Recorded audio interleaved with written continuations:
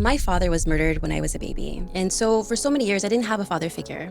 All of that hurt, anger started reflecting in my schoolwork. My lifestyle was all about alcohol. My drinking was more social to habitual than to dependency. When people drink, they're inebriated and they cannot drive properly, right? Yeah. Well, I was the opposite. I needed to drink in order for me to drive properly. In a relationship, I was becoming abusive, throwing tantrums, yelling. It got to a point where he decided to call the cops and I went to jail.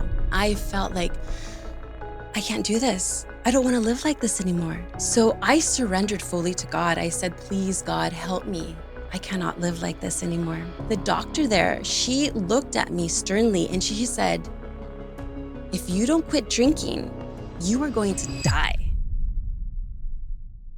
So, how can someone start trusting themselves again when they have felt disconnected before? Well, I always say, do what inspires you.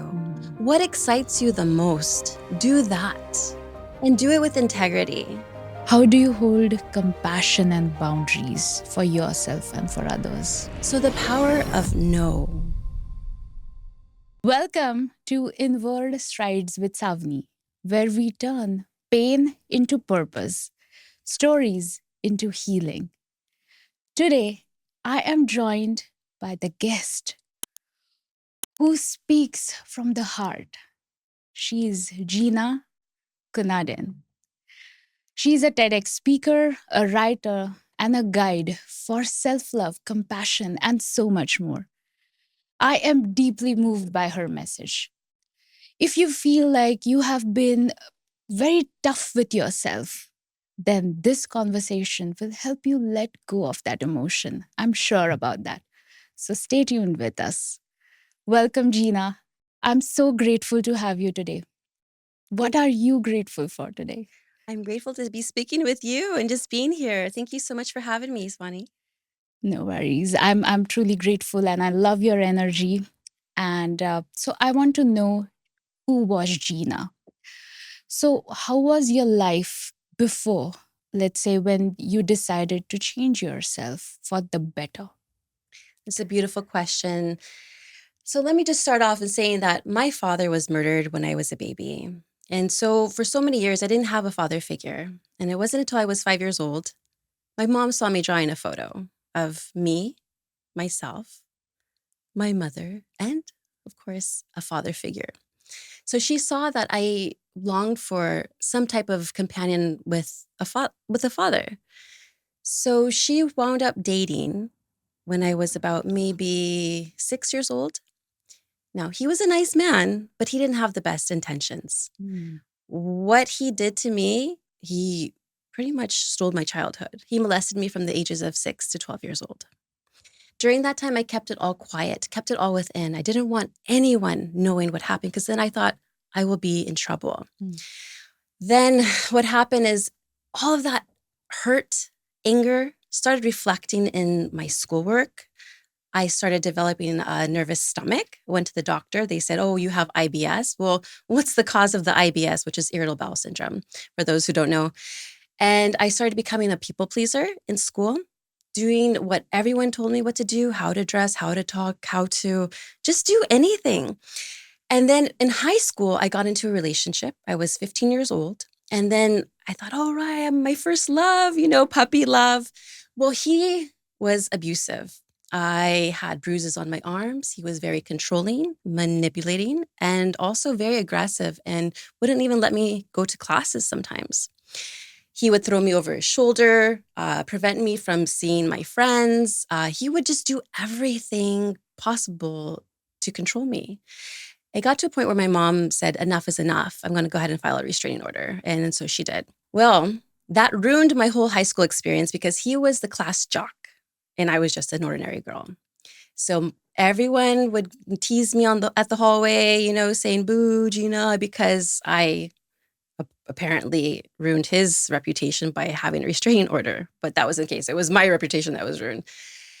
And so in junior year of my high school, I met another man. Not a man. We were still young, I guess, 18, But he introduced me to a different culture. It was the rave culture. And what a rave is, it's more of an underground electronic music, dance party for all ages. Well, they didn't serve alcohol there, but a lot of other narcotics were being passed around, one being MDMA, which is ecstasy. That was my very first substance. I never drank alcohol before. I never smoked cigarettes, smoked marijuana, nothing. That was my first substance. But what I felt during the time that I took it, I felt, well, first off, I thought I was going to die because I never had anything in my life. And I'm like, what's happening to my body? Then I felt a sense of love. And I was like, well, what is this feeling? Something I never felt before because I didn't love myself. And I just fell in love with the culture. Well, it got to a point where eventually, of course, I moved on from ecstasy because, of course, when I turned 21, what is there? There's alcohol. And it's legal this time, right? It's legal. So I was going to a lot of dance clubs, parties, and I was just having fun because I feel like I connected with these people. I connected with them so well that I'm like, oh, my friends, but it was like not even real because we were all pretending to be somebody else because deep down, I'm sure a lot of us were hurting inside. Yeah. And this is where I met my DJ husband, and we were no longer married now. And we got married in the year 2007. We had our son in 2008. And we never stopped partying. My lifestyle was all about partying, glamour, and just alcohol and some narcotics too at the time. My drinking was more social to habitual than to dependency, where I was drinking a fifth of vodka a day in order for me to function, for me to mother, for me to work, for me to drive. And that sounds crazy, but it's so true. I had to drink in order for me to drive. If I didn't, I probably would have passed out. I probably would have had a seizure, shakes. I'd be really, really ill. So does drinking to drive, is it more for to get that energy or to get the self-confidence to like see the world? It was just for me to drive because I would probably think of it this way. When people drink, they're inebriated and they cannot drive properly, right? Yeah. Well, I was the opposite. I needed to drink in order for me to drive properly. That's how dependent my body was of alcohol. And it was very bad because I was still hurting inside. I didn't heal anything. So all of that anger and frustration, I was lashing out at my husband at the time. I was the abuser this time. I was hitting, I was fighting, I was yelling, I was accusing him of cheating. And it wasn't the case. It got to a point where he had enough and decided, you know what, I'm not going to go ahead and bring our son home. We're going to stay at my mom's house, which kudos to him. I would have probably done the same thing in the right state of mind. But at that time when I didn't have my family, I felt sad and depressed. And I was in bed crying, drinking. And of course, I had medication too, because when you drink, you do get worse anxiety, you get depression, you have all of these things. And I was taking a medication called Ativan at the time. And I remember texting my good friend at the time saying, you know what? I don't want to live anymore. I'm going to take this rest of the bottle of the Ativan and I'm going to down it with alcohol. And I don't care if I live or die. He took this very seriously because he called my parents. My mom, she remarried later on. He's a good man.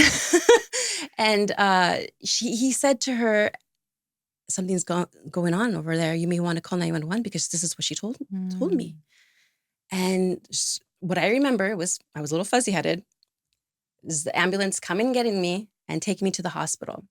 There, my doctor behind me, I remember I was like I vaguely remember, but he was there. And he was like, I'm so glad you're alive. And from there, I went through an inpatient hospital and then an outpatient hospital where I learned techniques of coping with anger, coping with anxiety, and depression. And that's all I wanted to go there for because I did not want to admit that I was an alcoholic because I didn't think so. I just thought I had a high tolerance. It wasn't until a counselor came up to me and she said, Gina, do you drink? And I said, no. I denied it completely. I said, no, I'm here for anger and anxiety. And that same year, it was Thanksgiving of 2014.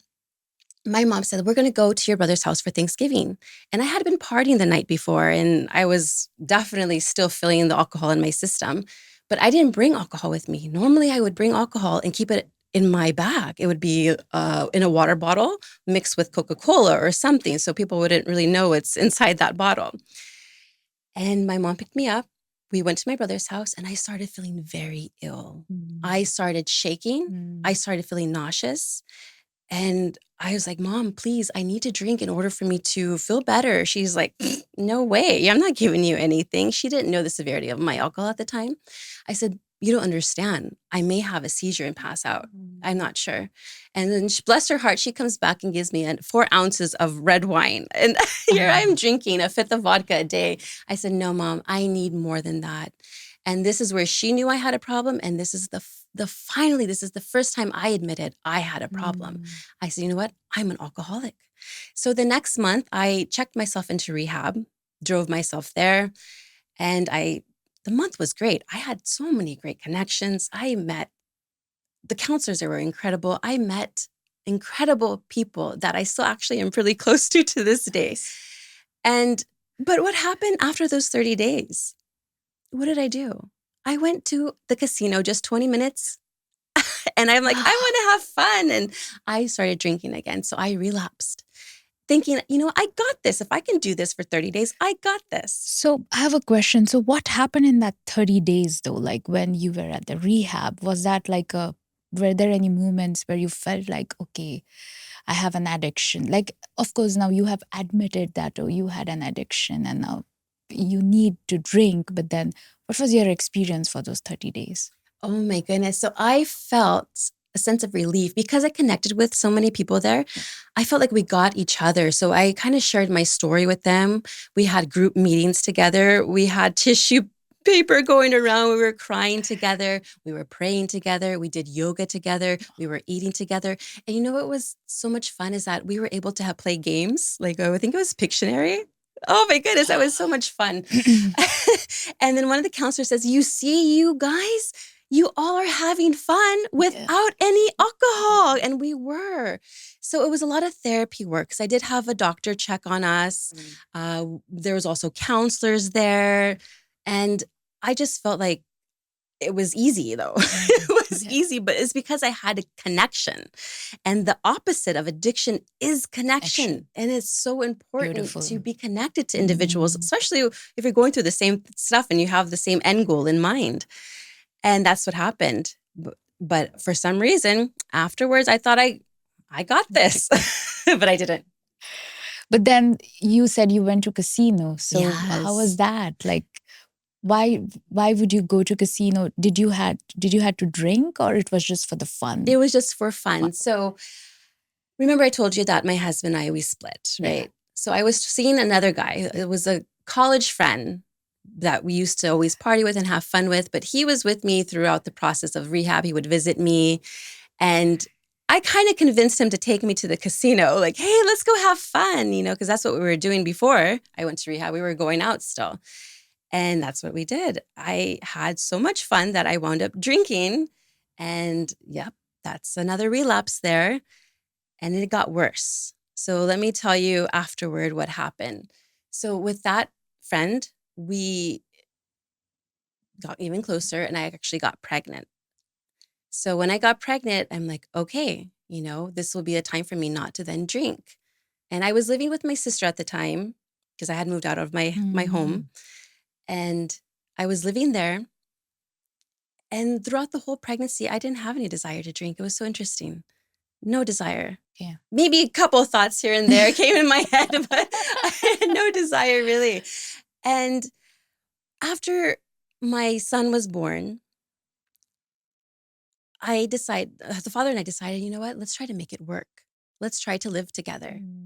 So I was nursing at the time, but when the baby got off nursing and started going to a bottle, I went back to my bottle and I relapsed once again, but it got worse. And here's a cycle all over again. In a relationship, I was becoming abusive.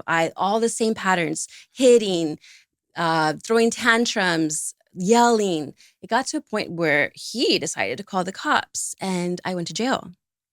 So I went to jail, and you would think, hey, and you'd stop alcohol. No, No. after I left, I started drinking.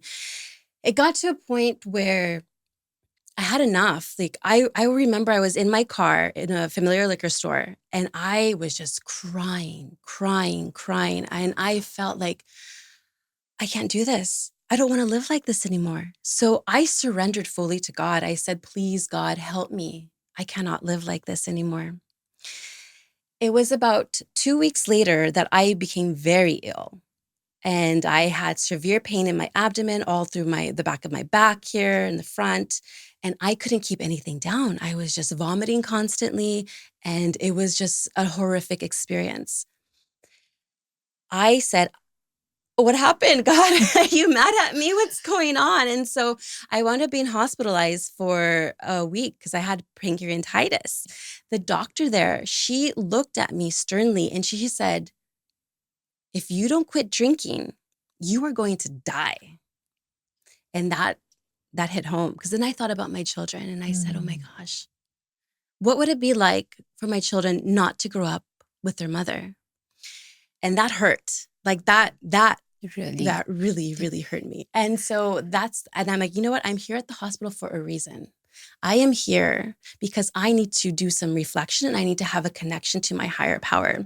And in God, source, universe, I called Gus, whatever your God of understanding is fine. And so with my higher power, I wanted that connection. I wanted that relationship. And so I really did a lot of self-reflection. And after I left that hospital, I went back home because I had moved out from my old place into my own studio. No kids with me at this time. Okay. But no kids, just Okay. myself. There was a bottle of vodka there, and I threw it away. I threw it Wow. away. This was in September 2017. I said, no, I'm going to change my life. This is the chance. This is the prayer that I prayed for. And this is my opportunity to finally make a decision and change my life. And then that's what I did. I completely changed.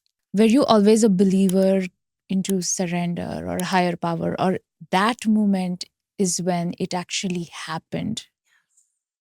Yeah, so what a beautiful question. So I always knew there is a higher power, and I didn't grow up religious or spiritual, but I had a knowing that there is somebody out there that loves you. There's somebody out there that loves you. And that's what happened. I surrendered because I'm like, I don't know who to go to. I was so much in my ego. I never wanted to ask for help. I tried the AA, I tried the 12-step, but it didn't align with me. I felt like I didn't belong there. I had so much more fun in the rehab than I did with the other places that I felt like, you know what? There has to be more than AA and 12-step. Something else is deeper inside. Yeah. And that's where I developed a really good relationship with myself. I got myself a mentor, started going to church. This is where I was being led, going to church. And in church, I met incredible women. I was doing a Bible study. I was serving doing the street ministry, serving the friends here, actually here in this city, and as well as doing children's ministry, where one particular boy caught my attention, and I'm like, he reminds me so much of my son, my little one, that I would see his dad come pick him up, but I wouldn't see a mother. And I remember that his dad was also serving our street friends here, the unhoused. And he was talking to a friend of mine. And I just wanted to say hi to my friend and then say, hey, by the way, I know your son. He's such a good boy.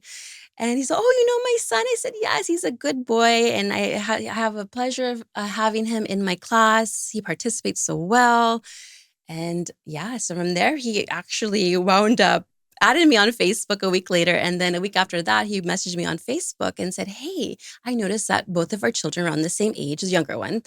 And I was wondering if we can go ahead and get them to play together. Well, that never happened. We actually wound up falling in love and wound up getting married right away in 2020. I didn't think I was ready yet. Wow, I didn't think I was ready. beautiful. Yeah. And he's sober and doesn't drink. And so my life has changed completely since I made a decision to have the connection to my higher power. Wow. So now you help so many people to come out of a lot of things. It's not just alcohol, I believe. It's like you have a 6 step or 7 step program, not a 12 step program. And so, where does this idea came from? Like, okay, I should help people, I should serve people. Yeah. So, like I said before, my mentor helped me tremendously. And she wasn't a sobriety coach. She wasn't a recovery coach. She was a mindset coach. So, backstory with that, I really wanted to get back into my body. Mm. I felt like I destroyed my body so much, I wanted to start exercising. And then one of my girlfriends, she said, you should really talk to one of my trainers. She's really good at yoga and she really can help you with movement and everything. I've said, let's do it.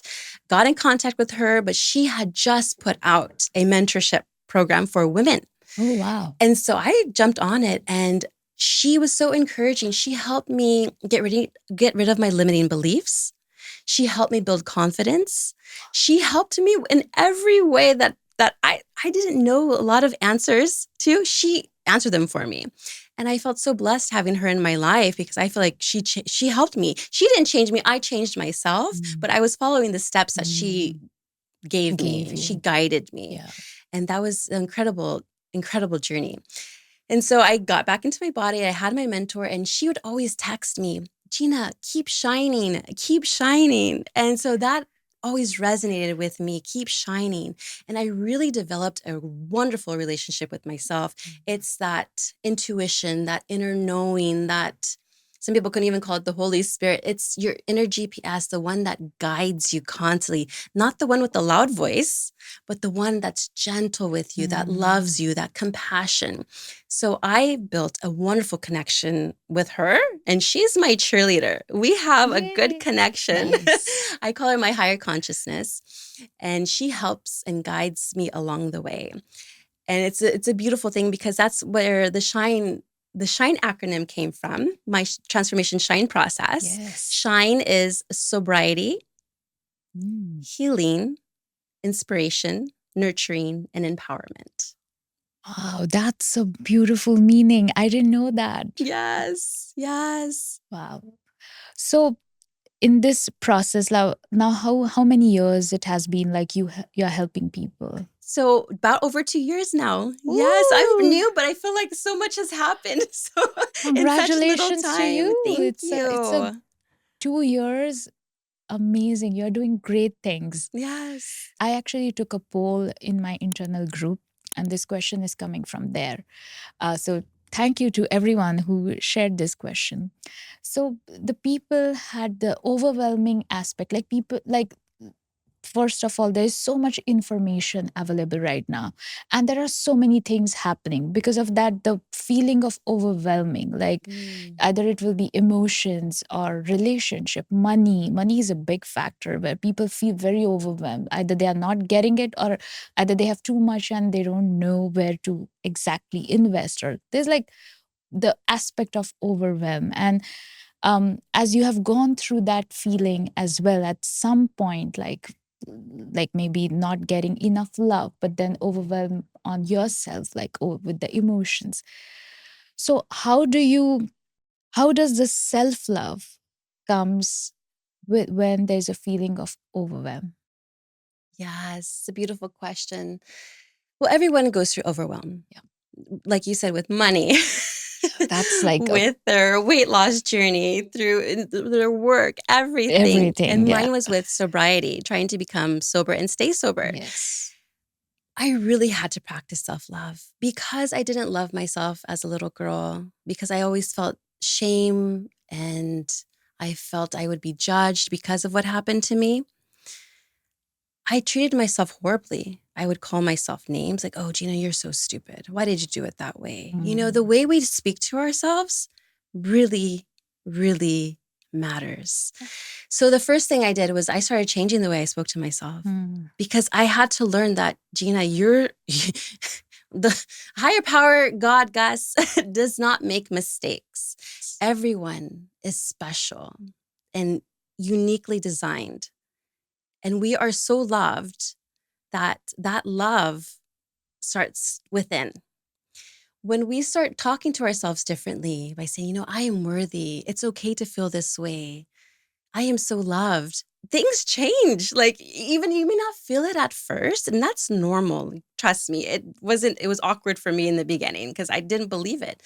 But the more I started taking time and being still and connecting with friends, loved ones, families, ones that actually I'm aligned to, the ones that, like my old drinking buddies, they had to dissolve. I speak to them less. I speak to them Mm, still here and there, on mm, social media. But they were actually a part of my life too. And they helped me grow. Everyone I yeah, feel like in my life is a spiritual teacher, no matter if it's good or bad. that's a beautiful saying. Yeah, that's so Yes. important. So, like, oh, be gentle with yourself or be kind with yourself. I have heard this like in podcast Yes. or even in books, and even I think in your podcast, and even right now you shared it. But how to use that in everyday life, like in the podcast or books, at least I have heard, like whenever people are struggling through really like traumatic situations, or then they use these terms, but then how to use it in everyday life or how to practice that. The biggest thing is to surrender. Mm, Surrender. When you surrender, you will see transformation. mm, 100%. Because you're letting go. You're letting go. You're like, you know what? I can't control everything. We can't control many things, yeah, but not everything. yeah. And we just have to let go. And I notice when I'm out in nature, when I'm Mm, taking care, like I would even write myself love letters back then. so sweet. Yes, I would Wow. take myself out on dates. If I want to go hiking by myself, let me have my alone Yeah, time. yeah. Let me be alone and just feel the feelings, because that's what we're here for, is to feel. Like, that's why we have so many emotions. Mm, And I think that's a blessing. Even the bad ones, I embrace those ones. If I'm feeling sad, like I'm going through some things right now that I just been crying for like the last 2 weeks nonstop, but I give myself that grace and compassion and say, cry it out. yeah, Why hold your emotions? yeah. Why? Because we were taught at a young age, stop crying. Don't act Mm, that way. You're doing it wrong. mm, But what about what our soul feels? yeah, You know? yeah. So spending time with yourself, or like it is sometimes considered selfish Oh, in the yes. outside world.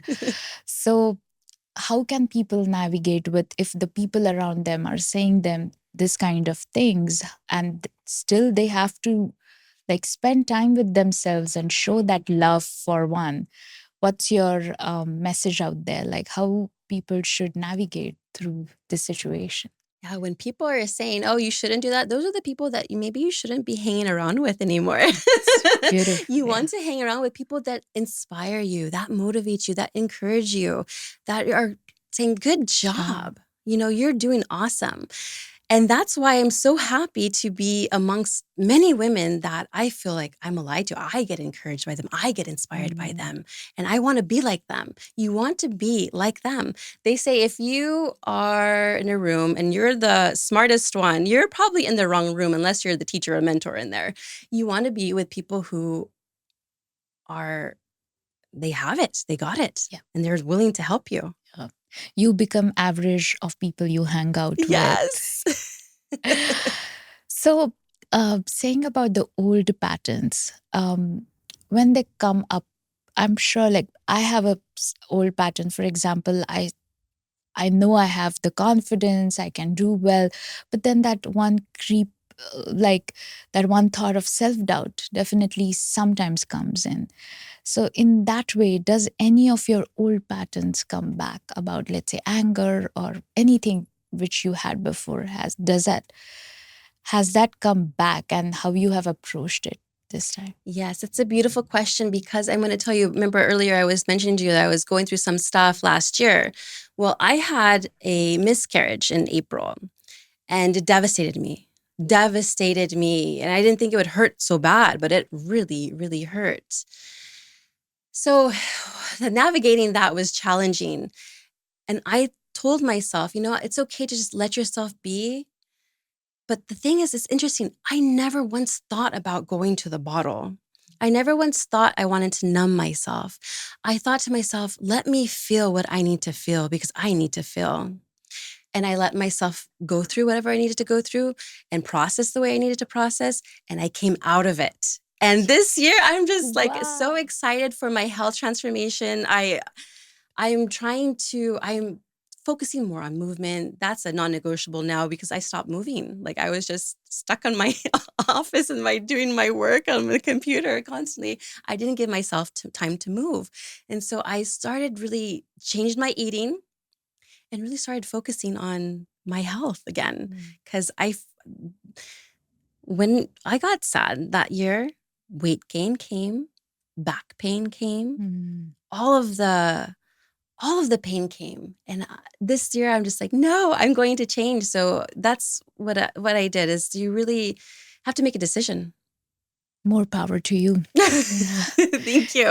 It's amazing. So like taking care of yourself or like giving that love also affects the body as Yes. in a very positive way. Beautiful. So has there been any times where you feel like the progress is slower or healing is slower, either with you or the people you work with? And how can people navigate with such kind of feeling when they feel like, oh, like it's so slow. I know this is going to work, but then it's very slow. Yes, as long as you have the end goal in mind, whether that's sobriety, whether that's in relationships, building relationships, whatever it is that you're going through, as long as you keep going, because healing is not linear. It takes time. It takes time, Time. and that's okay. Yeah. That is okay to just take your time because you do have an end goal in mind, and that time will come. I've mentioned this to some of my friends. I grew up in the 80s. Mm, I love Nintendo. I used to play Super Mario Brothers. I love When that. I was playing the video game, I would go ahead and try to beat Bowser and save the princess, but I never gave up. Ever. I would, Mm, if every time I failed, I would continue until I passed. I'm going to do that in my life today. mm, I'm going to keep going. yeah. And a lot of my clients, they keep going because they know they will get there because they're thinking it. They're Oh, thinking it and they yeah. want it. So, how can someone start trusting themselves again when they have felt disconnected before? Yes, that goes with the power of surrender again Again, and surrender. asking for guidance. Mm, When you ask for guidance, you will get it. mm, Yes, you will get it. And start maybe writing letters to yourself, doing some own therapy, like what I yeah. used to do. Like I told you before, I would write love letters to myself, Yeah. take myself out on dates. But I would also be in connection in communities that would encourage me and help me through whatever I was going through at the time, and they help. Those relationships are very powerful. Mm. Like I've met so many beautiful women that we text each other, we call each other just to encourage, and it really helps. That's empowering though, like being surrounded by women who are encouraging and like supporting Yes. each other. That feels a great place to be in.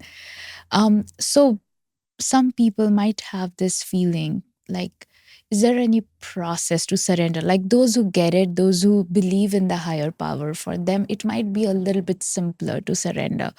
But those who are too much analytical or they don't believe in, is there any process where they can just be in and surrender to whatever they feel like?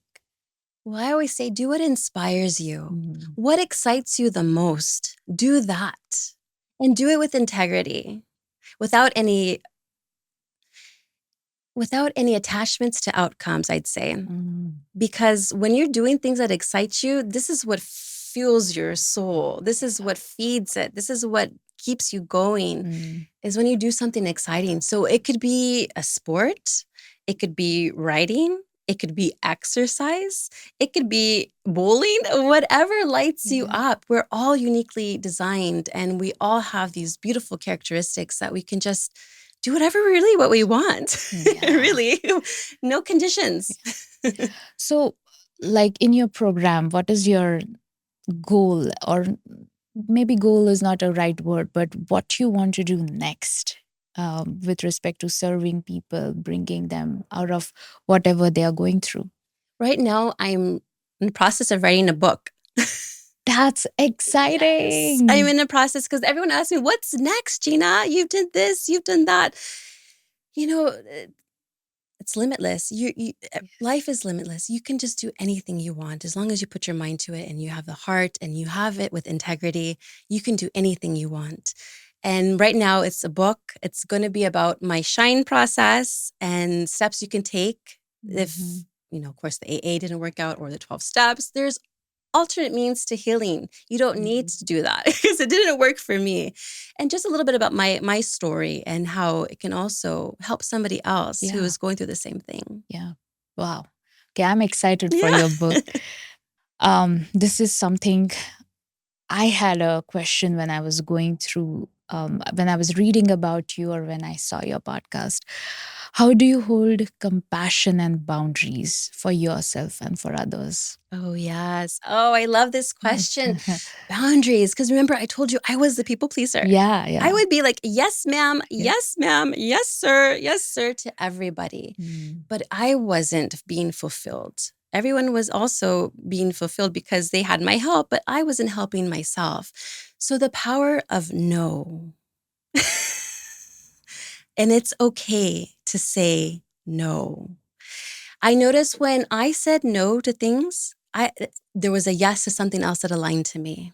And I'm Mm. getting goosebumps because I know Yeah, it's the even truth I'm, bumps. yeah. Truth bumps, I call them. And what's so interesting is that I'm noticing a lot of people are starting to say no, Mm. even to me, and I'm happy. Like, for example, my mother, I asked her if she can babysit my cat. She said, "Oh, I'm so sorry, I can't do it." No problem, mom. You know what? Good Good for for you. you. Because she always said yes to everything. But setting those boundaries by saying no truly, truly is empowering. Because, like I said, you're opening up to other things that align to you that you can say yes Yeah, to. that's beautiful. Yeah, thank you. Um, so I saw in one of your videos where you, like, for the self love, you did one exercise with the audience, and I love that. I did that with the video, and I loved it. So, if something on those terms, if you could give that as a present to our audience, I would love that. To Yeah. actually do the exercise. Size, Oh, yes. yes. For self So love. this Yeah. is called the self-compassion pause. Okay. And and what this is just to be still. Give yourself a couple of minutes just to be still and give yourself that love and compassion that we all deserve. We all deserve that love and compassion. So I don't recommend doing this while you're driving. Just wherever you're comfortable, you can be either seated or you can stand, you can be cross-legged, however you want. So go ahead and take several deep breaths, breathing slowly through your nose and exhaling everything out and just let go. Now we're going to breathe a couple more times. Breathing slowly through your nose, allowing your belly and chest to expand. Exhaling everything out, releasing any tension. Now I want you to notice whatever you are feeling at this moment, be it sadness, anxiety, or frustration. Say to yourself, this is a moment of suffering, or this is hard right now. I want you to go ahead and place your hand on your heart or any other part of your body that is soothing to you. Speak to yourself as you would a friend, a loved one. Say to yourself,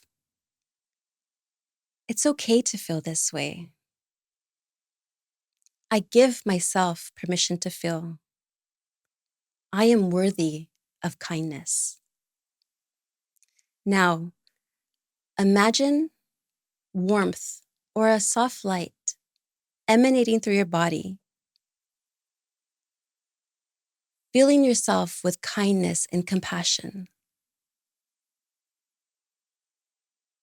Go ahead and take another deep breath.